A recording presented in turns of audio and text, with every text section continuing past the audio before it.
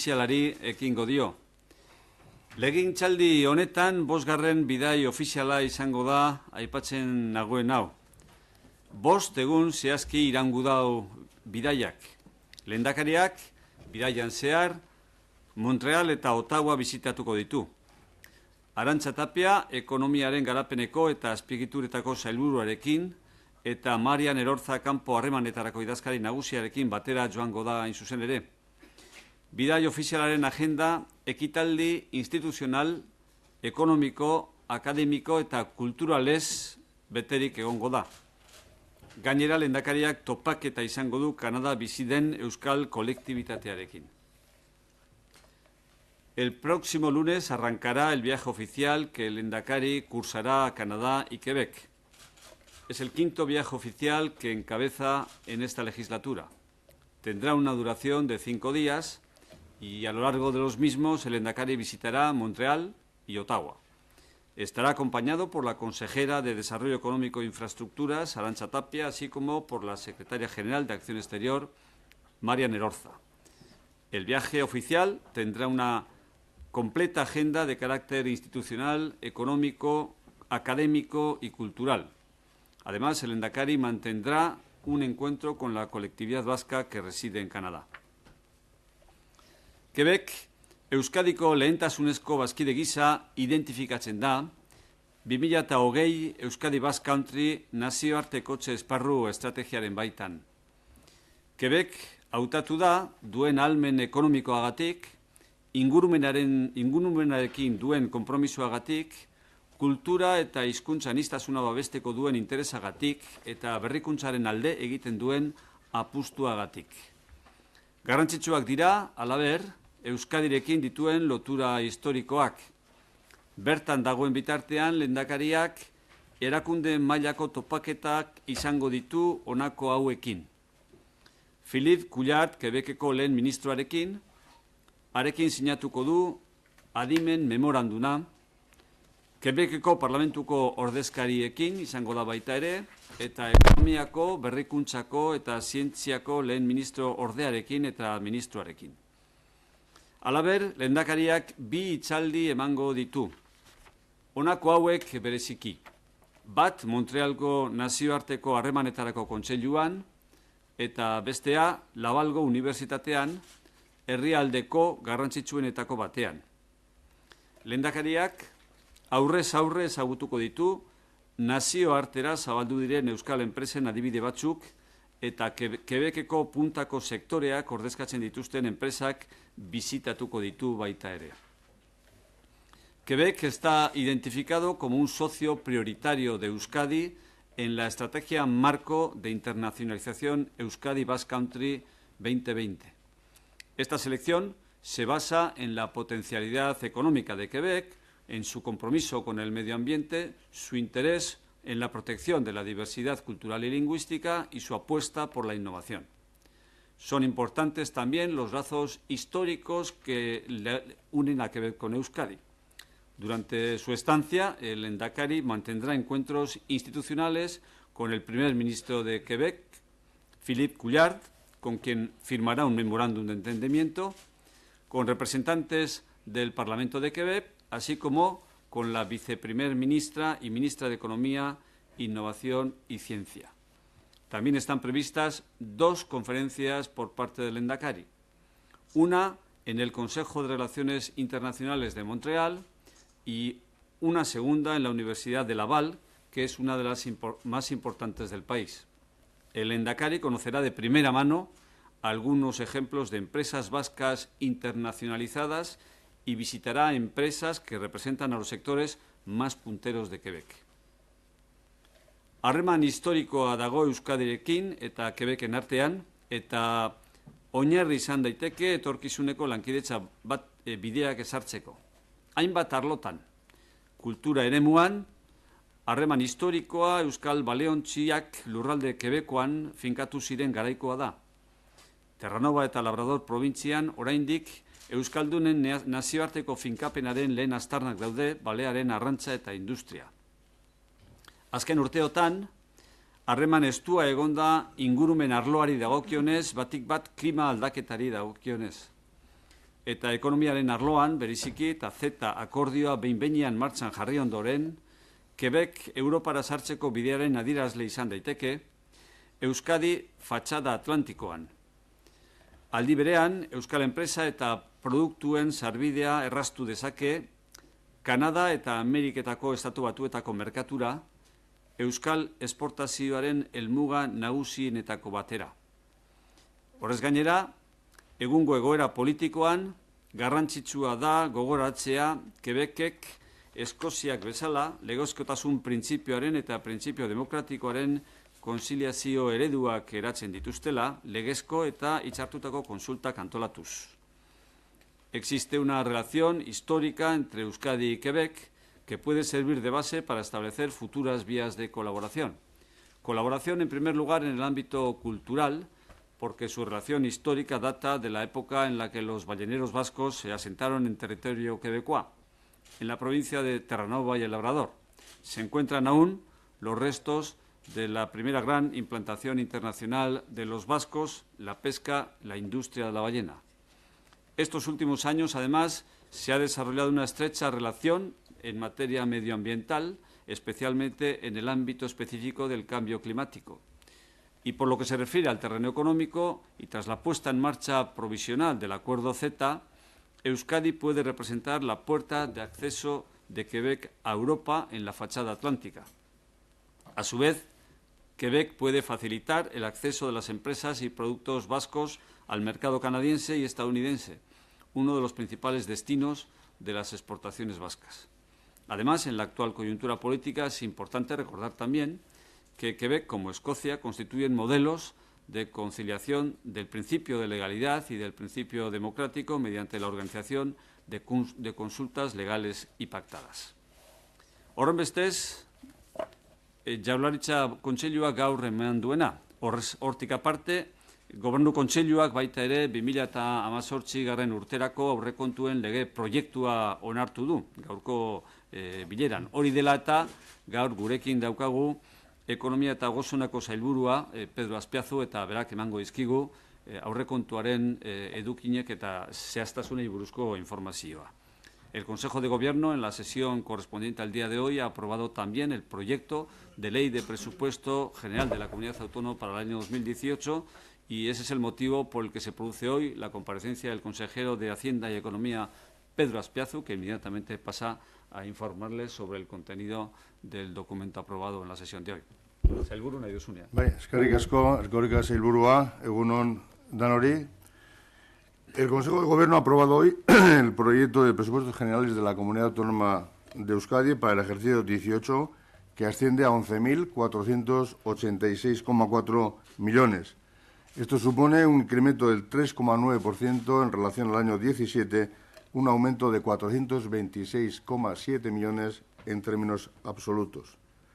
Es el mayor presupuesto con el que ha contado nunca el Gobierno y se plantea en un marco de consolidación fiscal con el objetivo de llegar el año 2020 al déficit cero y a un nivel de deuda inferior al 13% del Producto Interior Bruto.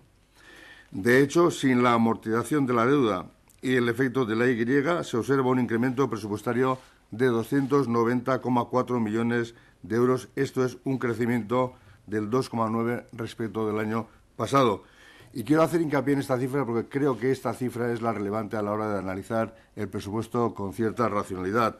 El resto está afectado por temas de amortizaciones y el tema que es ajeno, digamos, de alguna manera a la actividad de los diferentes departamentos y también por la presupuestación de la I-Ferroviaria Vasca, que este año se ha ajustado su presupuestación a la baja. Por lo tanto, 2,9 es el crecimiento que hemos utilizado para repartir, para distribuir los recursos entre los diferentes departamentos, 290,4 millones de euros. Euskal Autonomia Erkidegoko 2018ko ekitaldirako aurrekontu orokorren proiektua onartu da gaur Gobernu Kontseiluan. Aurrekontuaren zenbatekoa da 11.486,4 milioi eurokoa da. Beraz, aurrekontua 2017koa baino 3,9 handiagoa, 426,6 milioi euro gehiago ditu eta. Eusko Jaurlaritzak inoiz izan duen aurrekonturik handiena da eta konsolidazio fiskaleko agertokiaren esparruan planteatzen da. 2020 urtean, zero defizitera eta barne produktu gordinaren ehuneko 13tik beherako zor mailara iristeko helburuarekin. Izan ere, zorraren amortizaziorik gabe eta iaren efektuarekin 280,4 milioi euroko aurrekontu egoera ikus daiteke. Esan dute moduan, 2,9ko hazkundea joan den urtean konparatuta. El lunes 30 de octubre será registrado este presupuesto en el Parlamento Vasco. Paso en primer lugar a hacer una breve reflexión sobre el contexto internacional, que es un contexto internacional de cierto optimismo económico. El contexto internacional es de un cierto optimismo, como les decía. En el primer semestre del año 17, el conjunto de la economía mundial creció del orden del 3,5%, lo cual hace pensar que las previsiones realizadas para el conjunto del año, que el Fondo Monetario Internacional ha situado recientemente en el 3,6%, se cumplirán con una alta probabilidad. El buen tono de la economía mundial se mantendrá el próximo año, para el que se estima un crecimiento del 3,7%.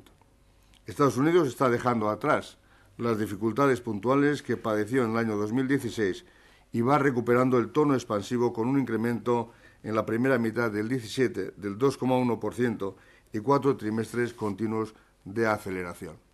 Las previsiones no dan mucho margen de mejora y anticipan ritmos del 2,2 y del 2,3% para el presente año y el próximo.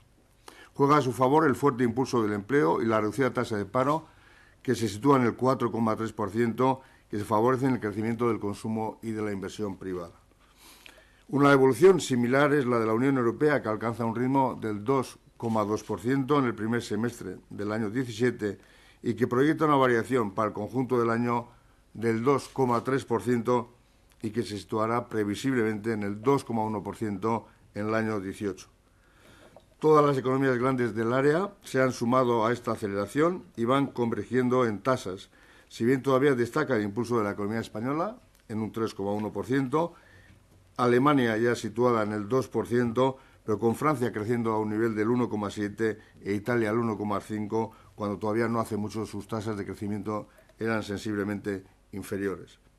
Reino Unido apenas se resiente de la incertidumbre generada por el Brexit y anota un dato ligeramente inferior al 2% en la primera mitad del año.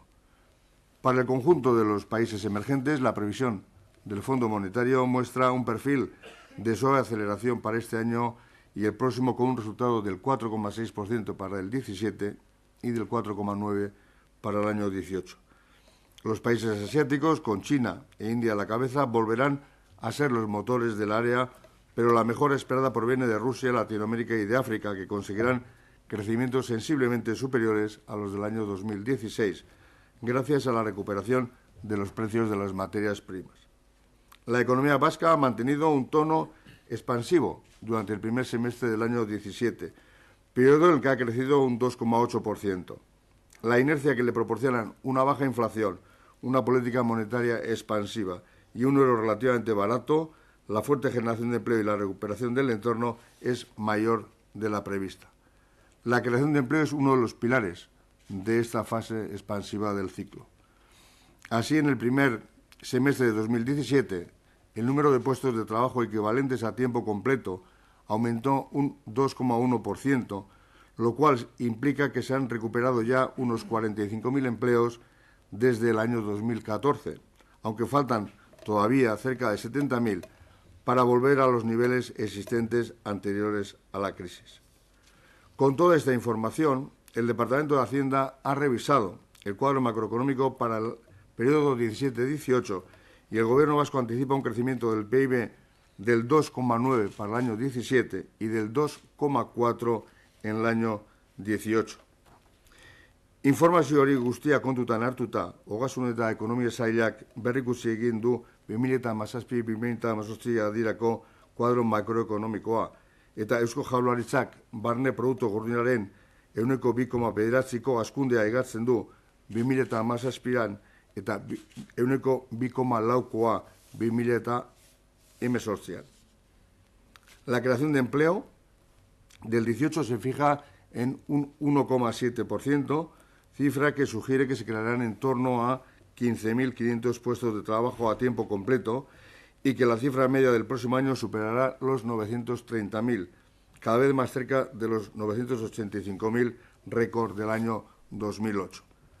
La tasa de paro seguirá descendiendo y se acercará ya en el año 18 al objetivo de situarla por debajo del 10% que ha establecido el Gobierno para esta legislatura.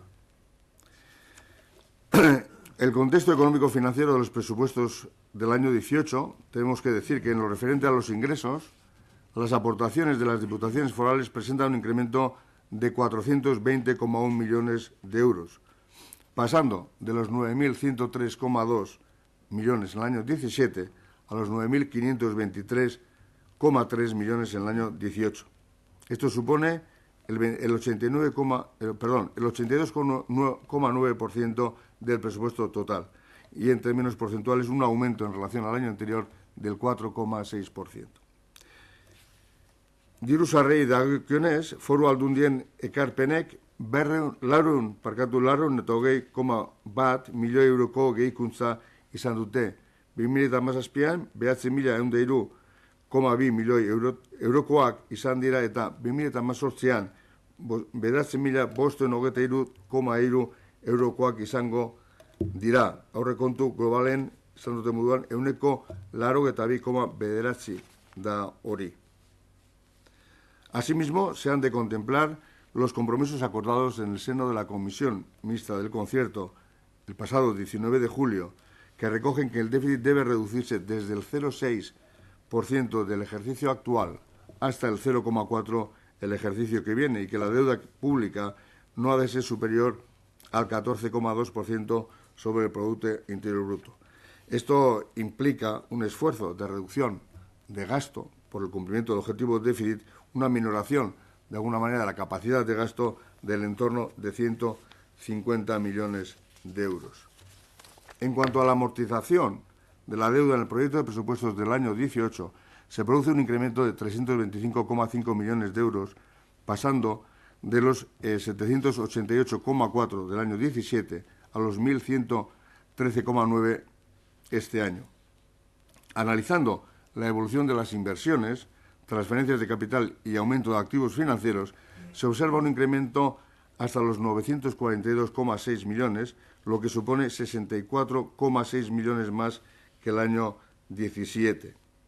Inbertsioen kapital transferentzien eta finantza aktiboen igoeraren bilakaera aztertuta 942,6 milioi euroraino igo direla ikus daiteke. Hotz 2017an baino 74,6 milioi euro gehiago. Este proyecto de presupuestos ajusta la ejecución de los créditos de gestión de la nueva red ferroviaria de la I vasca y de la variante sur, que pasan de los 350 millones considerados el año 17 a los 161,4 millones recogidos para el año 18. El Gobierno vasco considera que esta cifra es un importe ajustado a la programación prevista. Las inversiones, una vez rebajados los créditos de gestión de la I vasca y de la variante sur, se elevan un 7,4%. Con ello, el Gobierno va recuperando el ritmo inversor, siendo esta recuperación uno de los rasgos a destacar del presupuesto y una característica, diría yo, que lo define este ejercicio 2018. En el marco de la recuperación económica en el que se encuentra la economía vasca, es necesario resaltar la apuesta por el Plan de Ciencia, Tecnología e Innovación 2020, ya que el Gobierno destinará 433,3 millones distribuidos en los departamentos de Educación, Salud, Desarrollo Económico, Infraestructuras, Gobernanza Pública y Autogobierno y Lehendakaritza, lo que supone un incremento de 22 millones, el 5,4% respecto al 18, con lo que se cumple y supera el compromiso adquirido por parte del Ejecutivo. Pasando a los principales ejes de las políticas sociales y generación de empleo, el Gobierno sigue siendo fiel a sus compromisos de garantizar y mejorar las políticas públicas y potenciar el desarrollo económico y el empleo. Así, el 77% de este proyecto corresponde a políticas sociales. Proiektu honen ehuneko 77 gizarte politikoei dagokioe. Salud es el departamento que experimenta un mayor incremento con un presupuesto superior a los 3.671 millones, un incremento de 128 millones en relación al año 17. Tendríamos que decir que los 290 a los que me refería al inicio de mi intervención, el 44% de los recursos van al área de salud. Las principales partidas son las de Osakidetza con 2.750 millones de euros y las de farmacia y ayudas de adherencia a tratamientos con un importe superior a los 518 millones.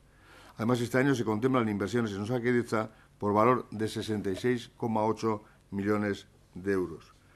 Por su parte, Educación cuenta con casi 2.717 millones, lo que supone un incremento del 1,9% respecto al 17. Se contempla un impulso adicional a la mejora de la educación a través de la financiación de conciertos educativos y ayudas a guarderías infantiles y la aportación a la Universidad del País Vasco con un incremento de 16,3 millones y de las inversiones en infraestructuras que aumentan en 4 millones de euros. El Departamento de Empleo y Políticas Sociales es el tercero en la cuantía presupuestada, contempla 1.014 millones de euros. La renta de garantía de ingresos se actualiza con el 1,5%, al igual que los salarios de los funcionarios. Y junto a la prestación complementaria de vivienda, suponen 491,3 millones de euros. Las ayudas de emergencia social se mantienen en 27 millones de euros y la dotación de políticas activas se incrementa en Lanbide en un importe de 15,6 millones de euros, dando un impulso realmente considerable a estas políticas. Por su parte, los datos del Departamento de Desarrollo Económico e Infraestructuras requieren de una explicación tras la reducción de la ejecución de los créditos de gestión de la nueva red ferroviaria que antes les comentaba. En el año 2017, el Departamento manejó un presupuesto de 694 millones tras ajustar los 350 millones correspondientes a la I ferroviaria. El año 18, en términos comparativos, el Departamento contará con 727 millones, dado que la I ferroviaria se presupuesta en 161.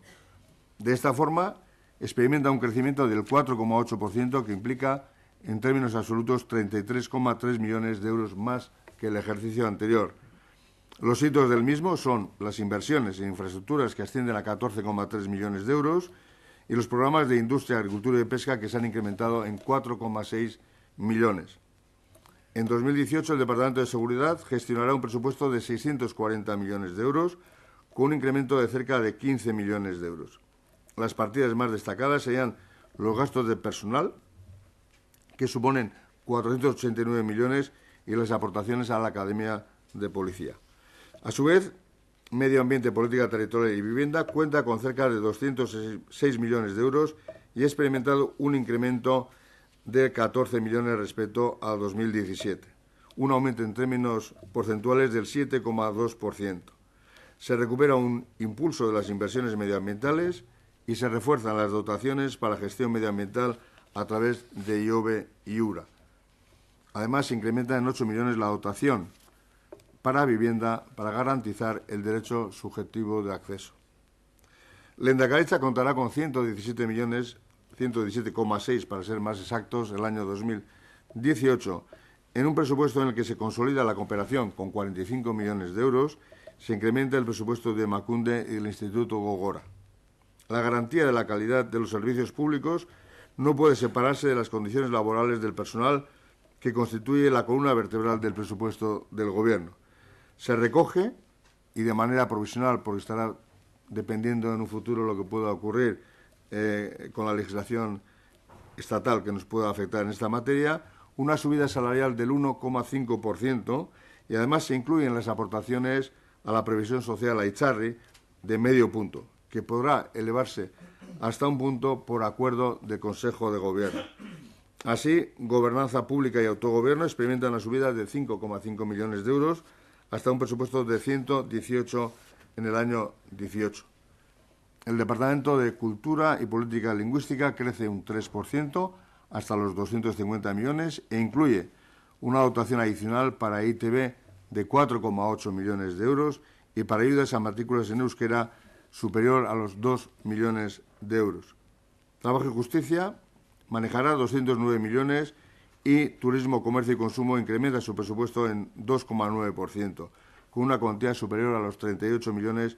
Esta es la cuantía del departamento en su conjunto. Y, por último, Hacienda y Economía tiene un presupuesto de en torno de 50 millones de euros. Es de intención también del Gobierno, como lo avanzamos ya en su día, desde el Departamento de Hacienda y Economía, darle una orientación estratégica a los presupuestos del año 2018 a través de su inserción en un horizonte a medio plazo y su vinculación con los objetivos de los principales planes estratégicos departamentales. Y para ello elaboraremos 2 documentos anuales, uno de estrategia y desarrollo de políticas públicas que permitan analizar la contribución de las políticas a la consecución de los objetivos, que será una evaluación una vez que las políticas se hayan desarrollado, y un marco económico presupuestario con un horizonte plurianual que nos proporcionará un escenario de recursos económicos y que posibilitará el despliegue de la acción de Gobierno hasta el año 2020. Se puede dar mucha más información, muchos más datos, pero yo creo que bueno, en este momento es suficiente. Si quieren cualquier aclaración o cualquier información adicional, pues estoy a su disposición. Eskerrik asko. Eskerrik asko zuri, sailburu emandako informazio oparo honengatik. Jaurlaritzaren izenean eman beharreko informazioa emanda dago. Orain galdera erantzunen txandaria egingo diogu. Galderarik izan ezkero, orain daukazu aukera egiteko. En cuanto al Departamento de Desarrollo Económico, llama la atención que desciende la partida. Por lo que le he entendido, lo que se va a hacer es ser más realista con las obras del TAP. Se reduce la partida porque es más realista. ¿Y eso va a suponer algún freno en las obras o tiene alguna incidencia? No, esto forma parte, la cuantificación está en coherencia con la planificación de ejecución de las obras. Entonces, este año se entiende pues que la ejecución lógica a desarrollar en el ejercicio 2018 sea este importe. Simplemente se ha contemplado lo que entendemos o lo que entienden los técnicos, que es la planificación lógica de estos proyectos de inversión.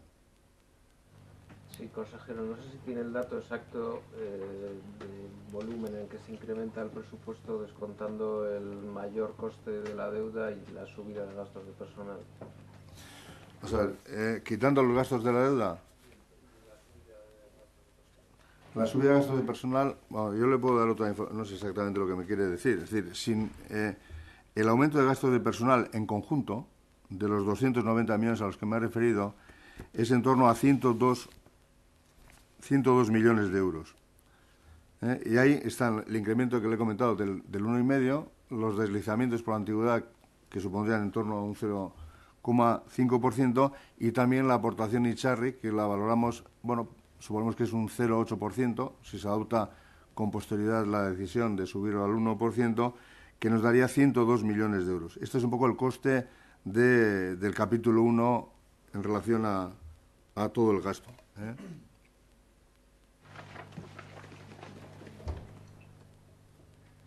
Bai, proiektua berez, astelenean doa legebiltzarrera, ez dakite akordioetarako tartea ikusten duzuen, PP jada ohartarazi du Kataluniak baldintza dezakela negoziazio hori, ez dakit nola ikusten duzuen zuek.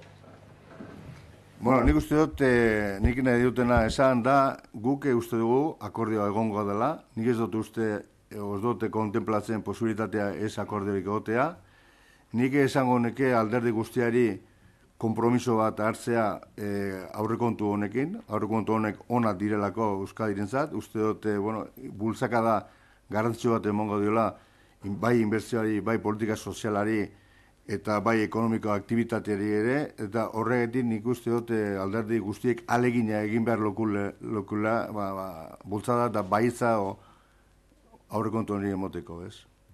¿No contempla un escenario de prórroga? No, yo en principio no contemplo el escenario de prórroga. Yo, como decía, apelo a la responsabilidad de los partidos políticos, de los grupos parlamentarios, para sacar adelante unos presupuestos que entendemos que son positivos para el conjunto de los ciudadanos.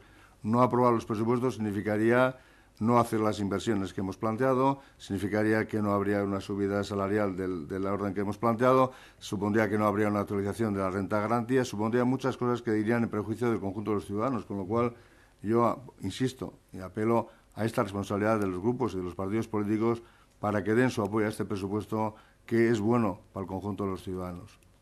Consejero, a mí me gustaría que nos explicara dos datos del capítulo de ingresos. ¿Por qué se reduce en 166 millones el epígrafe de resto de ingresos entre el 17 y el 18? ¿Y por qué se incrementa el endeudamiento bruto dentro de esos parámetros de rebaja del déficit presupuestario? ¿Y cuál sería, al final del 18, el porcentaje del PIB, de nuestra deuda respecto al PIB?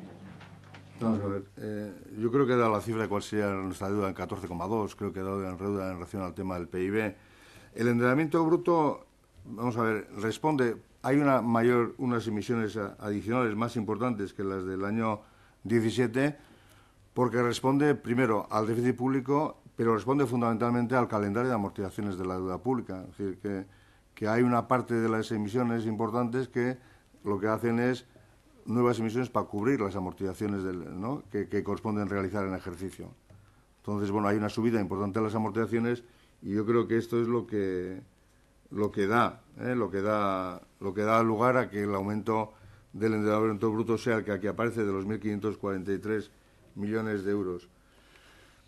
Me dice el resto de los ingresos, pues habría que mirar los ingresos. El resto de los ingresos son muchísimos ingresos de tasas y de todo tipo que están recogidas a lo largo de todos los departamentos y de un montón de instituciones, ¿no? Yo creo que hay, o de departamentos básicamente, ¿no? Yo creo que habría que ir mirándolos con detalle. Yo si quiere le proporciono después el detalle pormenorizado de estas cifras. Y yo volviendo a la negociación presupuestaria, sí me gusta. Usted ha hecho una apelación a todos los grupos parlamentarios sin excepción, pero visto que el año pasado finalmente se contó con el Partido Popular, no se quería saber si el presupuesto incluye aquellas partidas que el Partido Popular solicitó el año pasado o no las incluye, y si ve más fácil, por una cuestión, no sé, práctica, que pueda ser con el Partido Popular el acuerdo. No, vamos a ver, las partidas que pactamos con el Partido Popular están en el presupuesto del año 17. Aquí no hay ninguna partida, no hay nada pactado con nadie. Esta es la propuesta del Gobierno. Y nosotros, desde luego, contemplamos una negociación, un acuerdo, pensamos hablar con todos los grupos parlamentarios, sin ninguna excepción, como le decía, para tratar un poco de explicar, yo diría que las bondades de este presupuesto y para conseguir el apoyo máximo posible, ¿no? Sí, consejero, aludía que, si nos encaminásemos a un escenario de prórroga presupuestaria no sería posible la subida salarial prometida a los funcionarios. Este año esa subida no se ha aplicado hasta que hubo presupuestos generales del Estado. Teniendo en cuenta que el Estado se encamina hacia una prórroga presupuestaria, ¿cree usted que es posible aplicarla si no hay presupuestos en el Estado? Vamos a ver, yo no sé si habrá presupuestos en el Estado. A mí me extraña que, aunque no haya presupuestos en el Estado, no haya un decreto un real decreto en el Estado que plantee una subida salarial. Yo creo que esto va a verlo en todo caso, ¿no? Entonces eso influiría también en que aunque se prorrogara aquí, hubiera subida. ¿Por qué? No, bueno, di que tampoco, no sé si el portavoz no, si no está aprobado la subida del 1,5 en un documento presupuestario, no se aprueba, no habría subida, evidentemente. El consejero está hablando de la posibilidad de que si no hay presupuestos generales del Estado, el Gobierno central pueda habilitar los créditos suficientes para financiar un incremento retributivo a los funcionarios del Estado, ¿no?, a través de una medida excepcional articulada vía Real Decreto Ley. Pero eso se circunscribe estrictamente a los funcionarios del Estado, a los que afectan las previsiones presupuestarias contenidas en el presupuesto general del Estado. En la medida en que fueran normas básicas, condicionarían a las de las demás, evidentemente, pero es que las comunidades autónomas, condicionadas por esas normas básicas, habrían de habilitar también en sus respectivas comunidades autónomas las partidas necesarias para financiar ese incremento, ¿no? Exactamente igual en el resto de las administraciones públicas, los ayuntamientos o las diputaciones, ¿no? Luego esa subida podría hacerse también en la comunidad autónoma. Podría hacerse con una habilitación específica, o sea, remitiendo al Parlamento un proyecto de ley específico, porque aquí no se pueden aprobar decretos leyes, no está prevista esa figura de fuente del derecho en la comunidad autónoma de Euskadi, ¿no? Habría que habilitar una ley específica, tramitar y aprobar en el Parlamento una ley específica que hiciera posible un incremento retributivo en esa misma cantidad, ¿no? Consejero, dos cuestiones. La primera es si teme que el Partido Popular ligue el respaldo a los presupuestos o incluso la abstención, que probablemente valdría y sería suficiente, a la negociación que pueda haber en Madrid de cara a los presupuestos generales del Estado, y que seguro que el Gobierno hace un discurso similar al suyo y apelando a la responsabilidad del resto de partidos políticos. Vamos a ver. No. Y la segunda, respecto a la previsión de crecimiento económico, ya la ha manifestado, está clara, pero quería preguntarle más directamente si considera que la situación de Cataluña y la inestabilidad política institucional va a dañar de alguna manera el crecimiento económico vasco, o dicho de otra forma, si no tuviésemos en el escenario el conflicto catalán, si usted considera que el incremento de la economía del País Vasco el próximo año hubiese sido superior a ese 2,4% que antes. O sea, yo no voy a entrar a especular si el Partido Nacionalista le va a apoyar el presupuesto al señor Rajoy o si es que lo presenta, ¿no? Yo creo que no voy a entrar a ese tipo de especulaciones. Yo solo apelo al apoyo a este documento presupuestario porque creo que es, como decía, un documento y un presupuesto bueno para los ciudadanos, ¿no? En relación al tema de Cataluña, vamos a ver, yo creo que especular ahora el impacto que en la economía vasca pueda tener, no sabemos el qué de Cataluña, porque no sabemos el de Cataluña en qué términos va a terminar, ni cuándo, ni de qué manera, ¿no? Es decir, es verdad que si al final hay un impacto negativo importante, pues para la economía vasca tampoco tendría excesivos impactos. Primero tendría un impacto en la economía española y la economía vasca tendría impacto a través de la economía española. Sería un tema bastante más indirecto y bastante más lejano. Las relaciones comerciales directas con Cataluña, yo creo que exportamos la mitad de lo que importamos. Es decir, en ese sentido, la afectación viene a ser que exportamos en torno a los 2.000 millones e importamos al revés, ¿no? Al revés, es decir, exportamos 1.000 millones e importamos en torno a 2.000. Es decir, que tampoco son cifras como para que tengamos un impacto muy positivo, ¿no? Digo, muy negativo. Entonces, yo creo que también habría que ver, pero habrá que ver el impacto que en todo caso tenga, si es que tiene, ¿no? Depende cuánto dure, depende del impacto negativo que tenga en la economía española y luego a través de ahí lo que nos pueda afectar. Yo creo que ahora tratar de avanzar, cuantificar y tal, sería un poco un despropósito, ¿eh? No merece la pena. Es decir, hoy no hay una afectación en este momento en la economía vasca en relación al tema económico.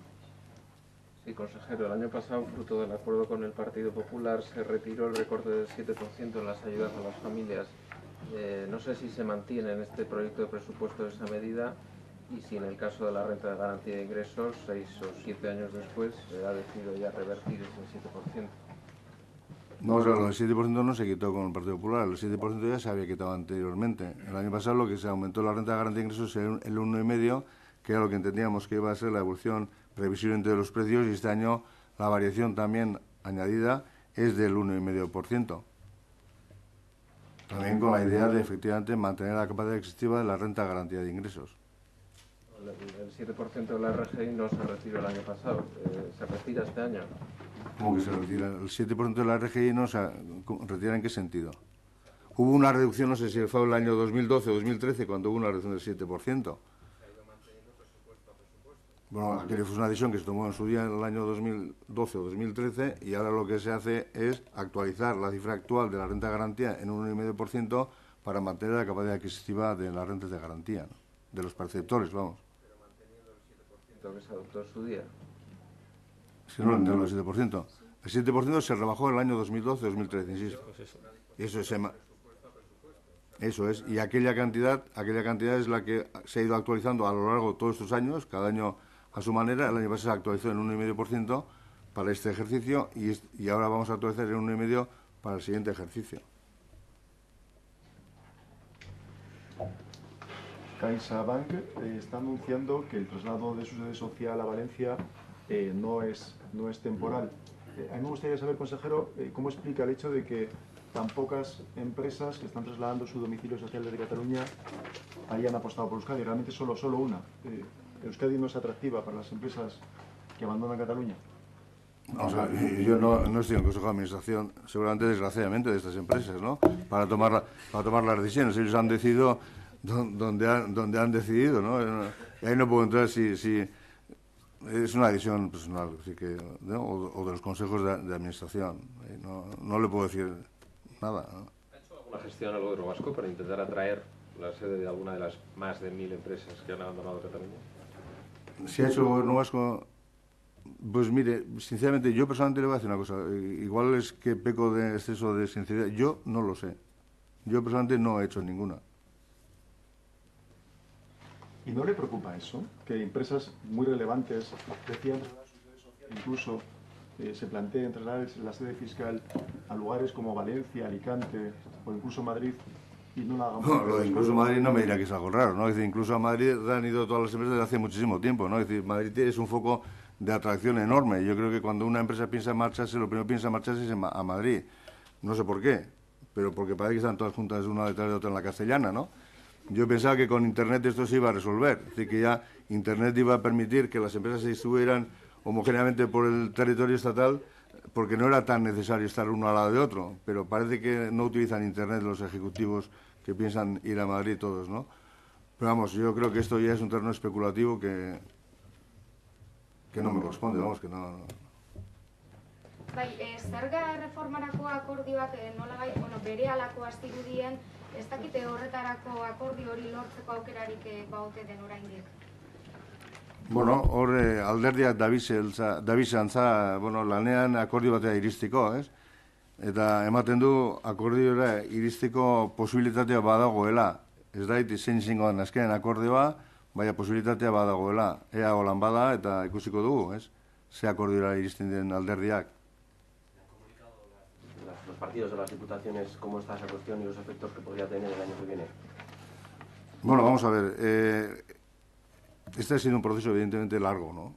Y yo creo que está negociándose por parte de los gobiernos, por parte de los partidos desde hace bastante tiempo. Yo creo que en la prensa y en los medios de comunicación se han ido recogiendo un poco las diferencias, las discrepancias que ha habido, se han ido ya contemplando. Parece que están limando las diferencias. Yo creo que esto, bueno, pues en breve tiene que estar.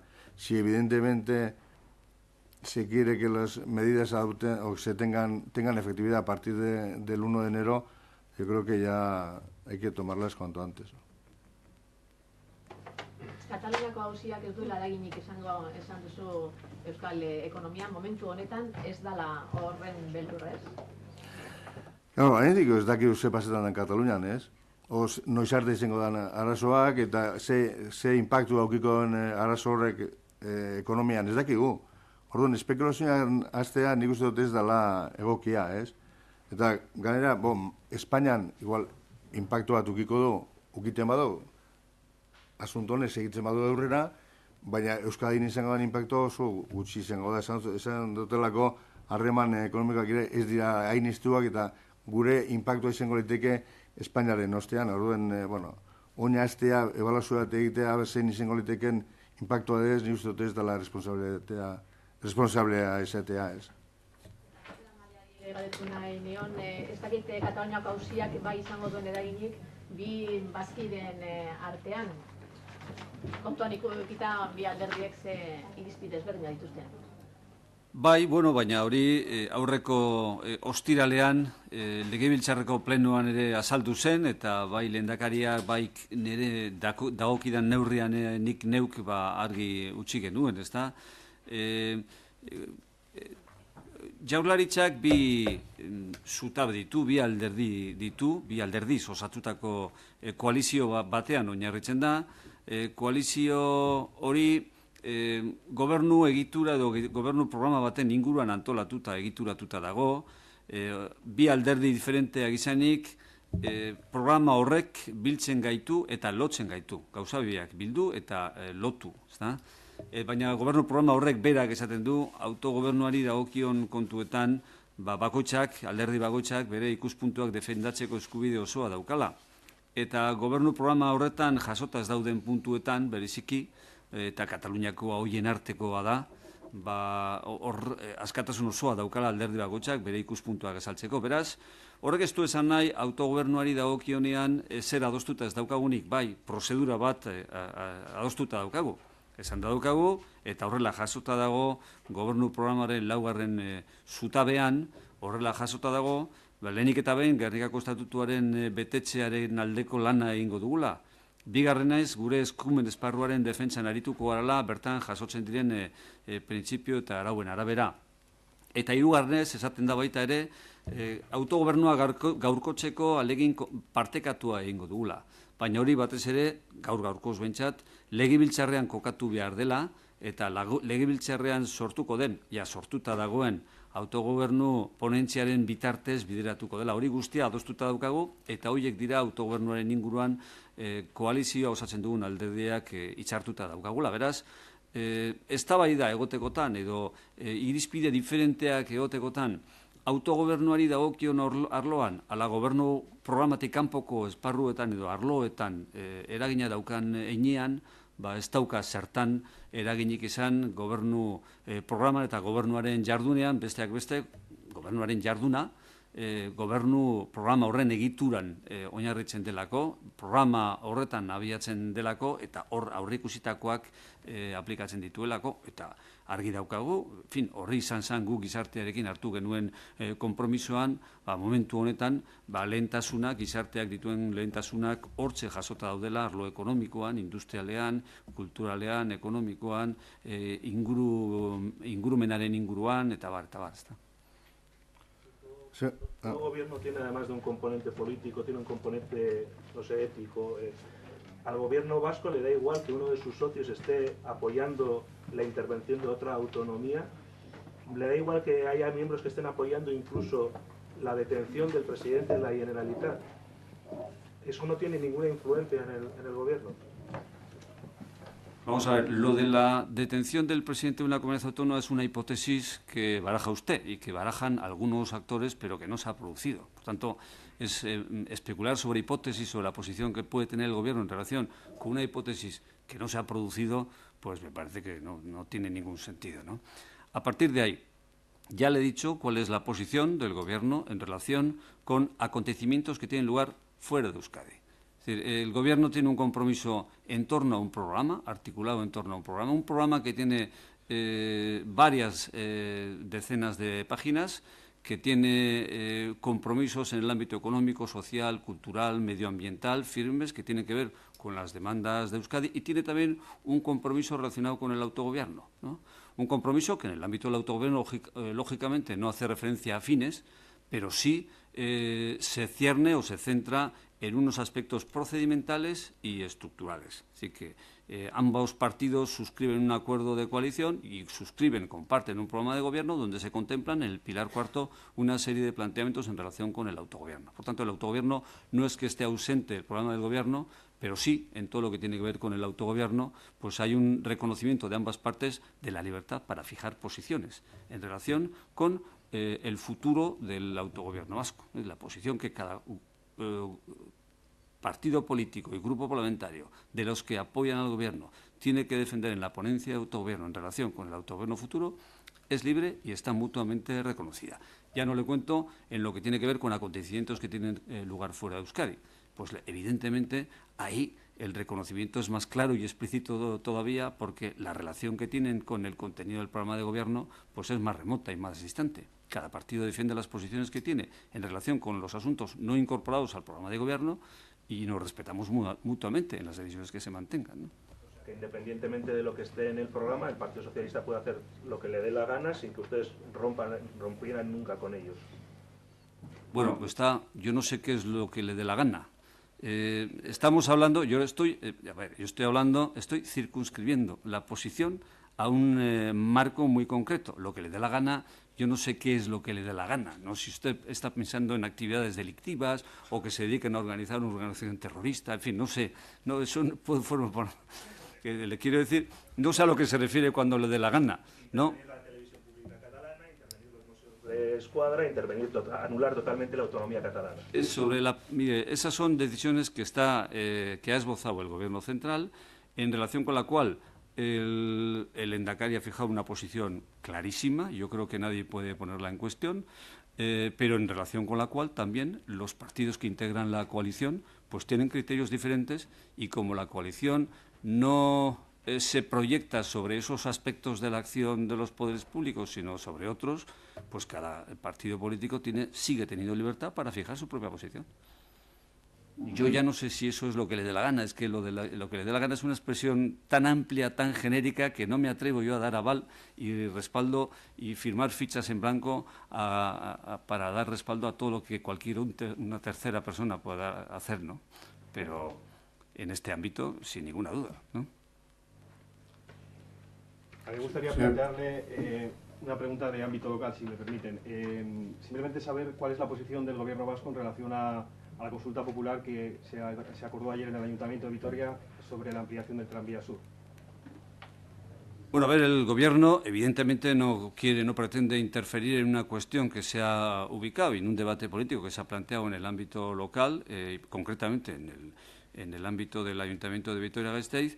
Lo que sí le puedo decir es que el Gobierno reivindica, en primer lugar, su competencia en el ámbito de los transportes y de la articulación ferroviaria.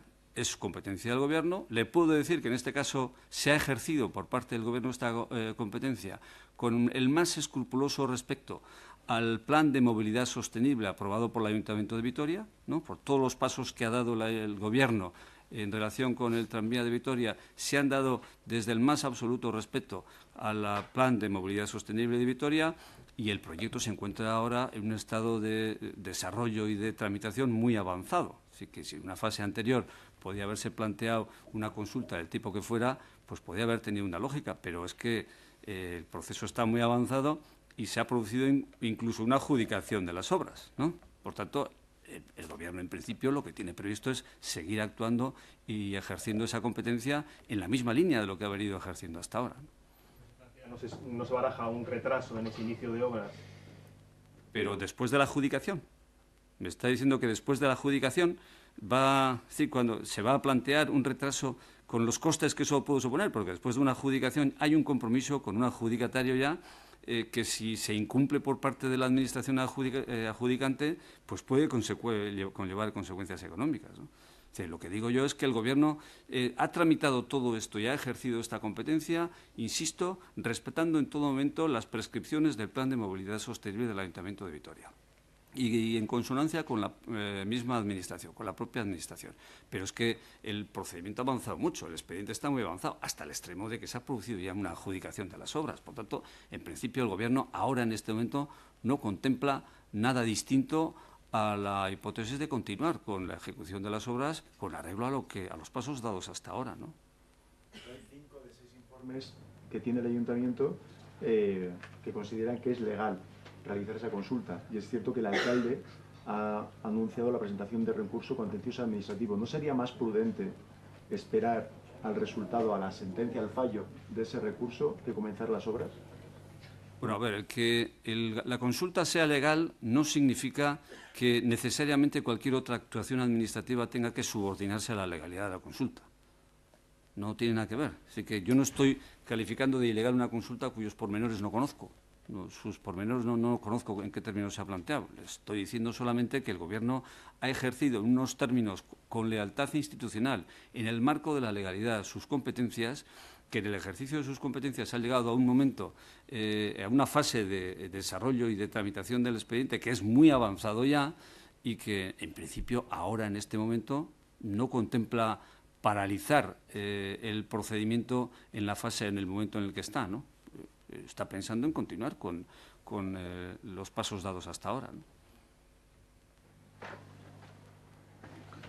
Señor Izarra, una aclaración. Antes me ha preguntado en relación al tema de los ingresos. La bajada de los ingresos, me ha venido después, es por la presupuestación diferenciada del tema de la I ferroviaria y la variante sur, que antes estaban 350 millones de euros. Como sabe, se financia a través de una eliminación del cupo. Entonces, antes era un importe de 350 millones y ahora es poco más de 160, con lo cual la caída de lo que se denomina aquí el resto de ingresos responde a esto.